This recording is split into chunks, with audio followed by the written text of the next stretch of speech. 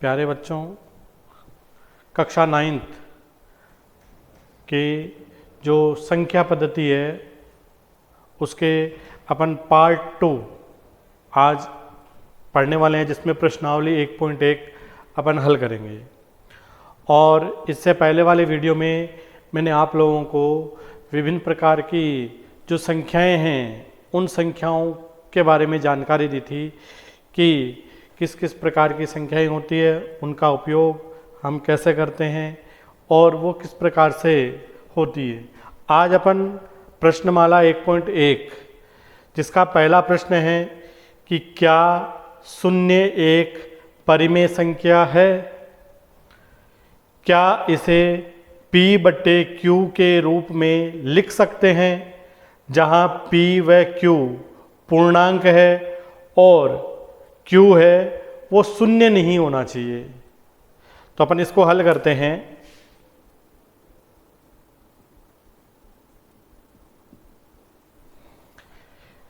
कि क्या शून्य एक परिमेय संख्या है? हाँ, शून्य एक परिमेय संख्या है। शून्य एक परिमेय संख्या है और परिमेय संख्या की विशेषता होती है कि उसको P/Q के रूप में लिखा जा सकता है।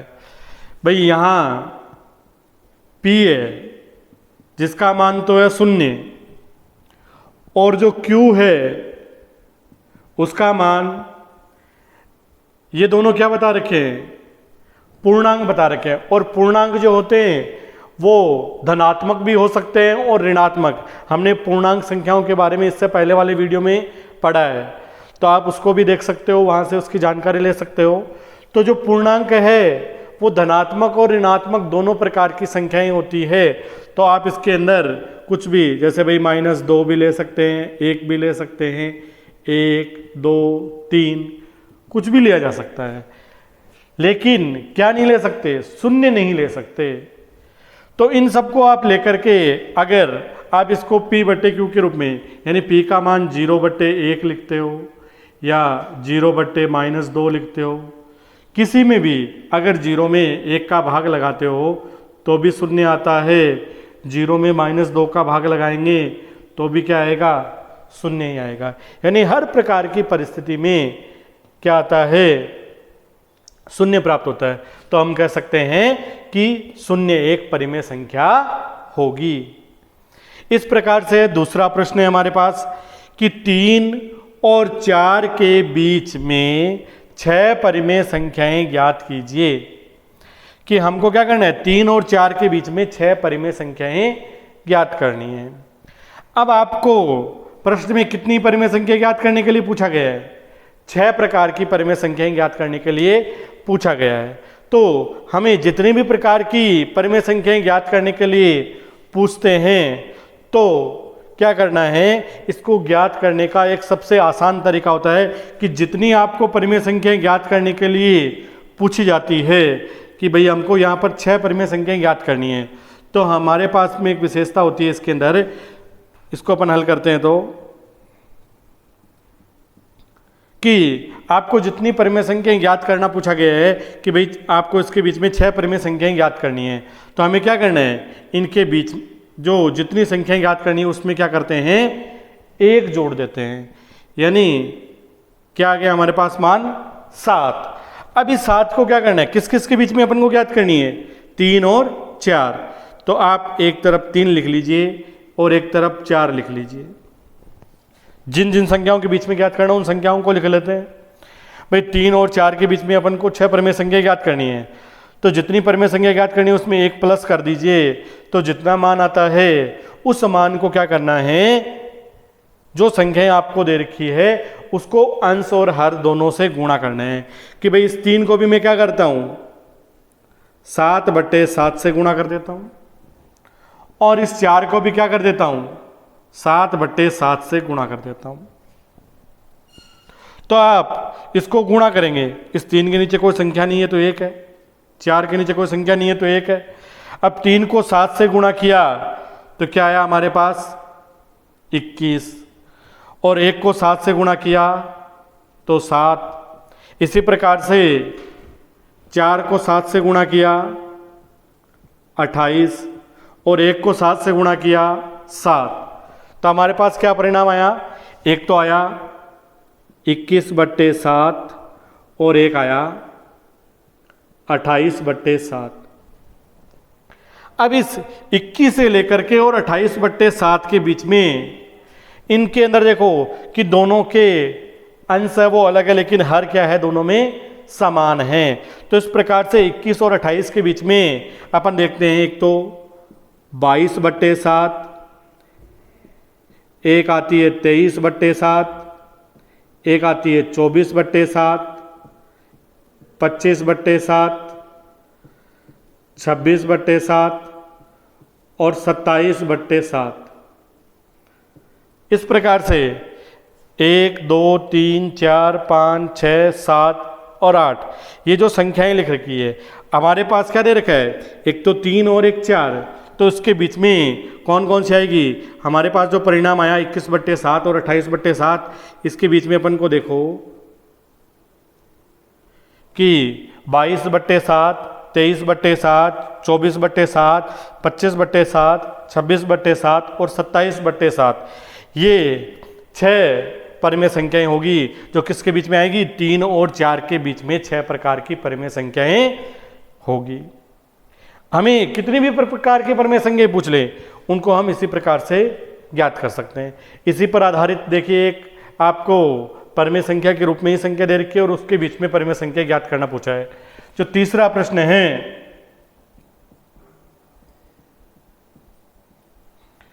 इसमें दे रखा है कि 3/5 और 4/5 के बीच में 5 परिमेय संख्याएं ज्ञात कीजिए। तो मैंने अभी आपको पीछे वाले प्रश्न में बताया कि आपको जितनी परिमेय संख्याएं पूछते हैं कि हमें यहाँ पूछी गई है कितनी? 5 परिमेय संख्याएं ज्ञात करनी है। तो जितनी परिमेय संख्याएं ज्ञात करनी होती है उसमें क्या कर देते हैं? 1 प्लस कर दिया जाता है। तो हमारे पास मान क्या आया? 6। और इस 6 से क्या करूंगा कि जो आपको संख्याएं दे रखी है, क्या दे रखी है? पहली संख्या दे रखी है आपको 3/5 और जो दूसरी संख्या दे रखी है वो क्या दे रखी है? 4/5। इनको मैं क्या करता हूं, जो हमारे पास परिणाम 6 आया है उस 6 से मैं क्या कर देता हूं, इसके अंश और हर दोनों को गुणा कर देता हूं, यानी 6/6 और इसको भी 4/5 को भी 6 से गुणा कर देता हूं, 6/6। तो 3 को 6 से गुणा करते हैं तो क्या आता है? 18 और 5 को 6 से गुणा करते हैं तो 30। इसी प्रकार से 4 को 6 से गुणा करते हैं 24 और 5 को 6 से गुणा करते हैं 30। इन दोनों के अंदर देखो, दोनों के क्या है? हमारे पास हर समान है। तो इस प्रकार से हम इन संख्याओं के बीच में कि 18/30 और जो 24/30 है, इनके बीच में 5, भाई एक तो आएगा 19/30, 20/30, 21/30, 22/30 और 23/30। इन दोनों के बीच में ये 5 हमारे पास क्या आ जाएगी? परिमेय संख्याएं आ जाएगी। तो इस प्रकार से हम 3/5 और 4/5 के बीच में 5 प्रकार की परिमेय संख्याएं ज्ञात कर सकते हैं।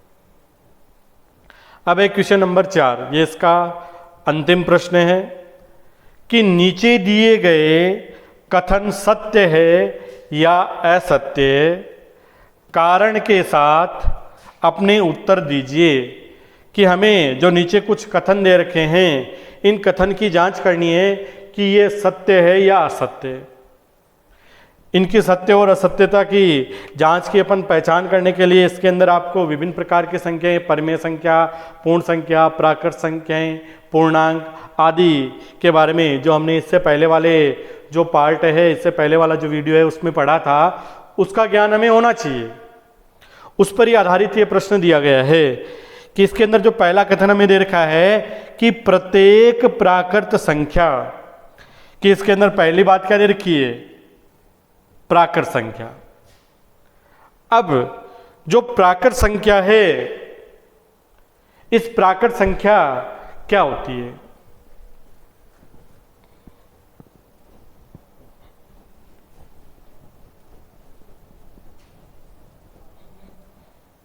प्राकृत संख्या है वो क्या होती है कि जो प्राकृत संख्या है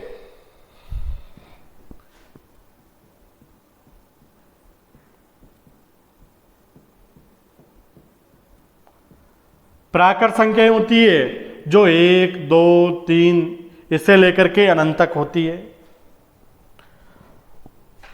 कि प्रत्येक प्राकृत संख्या एक पूर्ण संख्या और दूसरी क्या है, पूर्ण संख्या।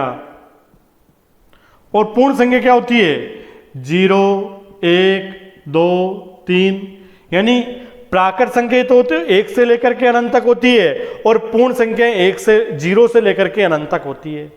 तो क्या प्रत्येक प्राकृत संख्या एक पूर्ण संख्या होती है? कि प्रत्येक प्राकृत संख्या एक पूर्ण संख्या हो सकती है। क्यों हो सकती है? क्योंकि जितनी भी प्रकार की प्राकृत संख्याएं होती है वो सब किस में आती है, पूर्ण संख्या में। क्योंकि प्राकृत संख्याएं 1 से लेकर के अनंत तक होती है, तो 1 से लेकर के अनंत तक सभी जो प्राकृत संख्या है वो पूर्ण संख्या में सम्मिलित है, यानी सभी प्राकृत संख्या पूर्ण संख्याओं का एक संग्रह होती है। तो ये जो पहला कथन आएगा ये हमारे पास में क्या जाएगा,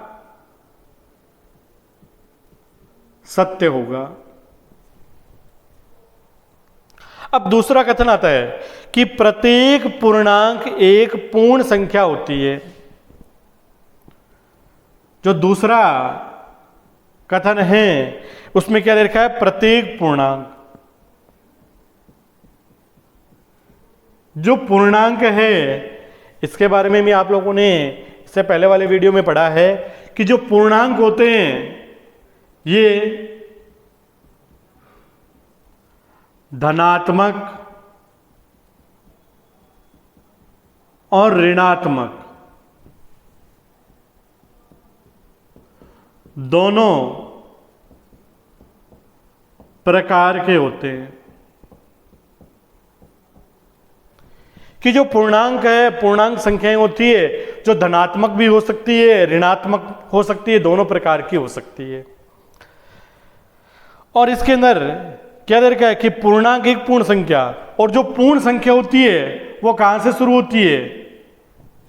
अभी पहले कथन में हमने पढ़ा है कि जो पूर्ण संख्या होती है वो 0 से लेकर के अनंत तक होती है, और 0 से अनंत के बीच में होने के कारण जो पूर्ण संख्याएं होती है वो हमेशा किस प्रकृति की होती है, धनात्मक ही होती है केवल। यानी पूर्ण संख्याएं क्या हो सकती है, केवल धनात्मक हो सकती है। और केवल धनात्मक होने के कारण क्या होगा कि जो पूर्णांक होते हैं वो तो धनात्मक और ऋणात्मक दोनों प्रकृति के हो सकते हैं, लेकिन पूर्ण संख्याएं केवल धनात्मक हो सकती है। तो प्रत्येक पूर्ण संख्या है वो प्रत्येक पूर्णांक है वो कभी भी पूर्ण संख्या नहीं होगी। तो ये कथन क्या आएगा, असत्य होगा। अब देखते हैं अपन तीसरा जो कथन है कि प्रत्येक परिमेय संख्या एक पूर्ण संख्या होती है। क्या दे रखा है कि प्रत्येक जो परिमेय संख्या है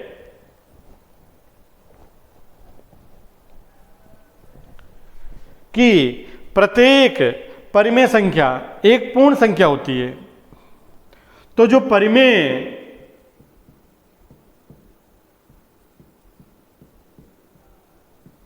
संख्या होती है उस संख्या को अपन क्या कर सकते हैं, P/Q के रूप में लिख सकते हैं। भाई मान लीजिए एक इसका